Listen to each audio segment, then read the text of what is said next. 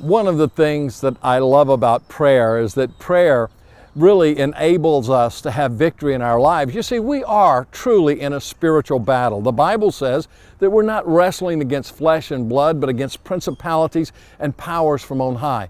And God's weapons aren't some kind of technology. God's weapons are prayer. God's weapons are in our hearts. We can seek His face, and when we come before Him, He will enable us. In fact, we become the weapon of God. We become His instrument.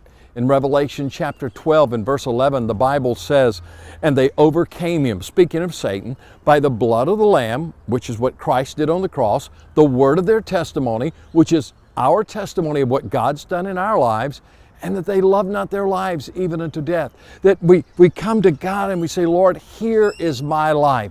I remember a number of years ago, I met an old man in Czechoslovakia. He was a man who loved God, and for 5 years he spent in prison because the communists didn't want him talking about God, and so they placed him in prison.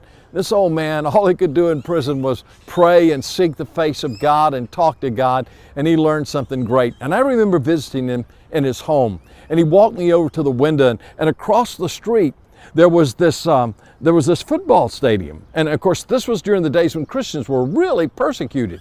And he said to me, he said, "You see that stadium?" And I said, "Yes." He said, "One day, that stadium will be filled with people worshiping Jesus Christ."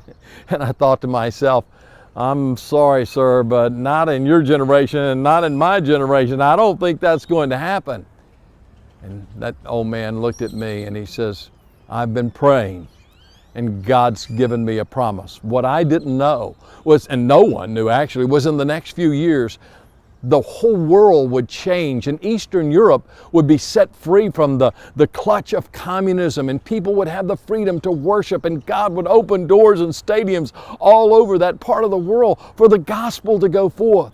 You see, that man knew something. He knew the greatest weapon in God's arsenal is a person whose life is surrendered to Him, and that person who prays. Would you be that person?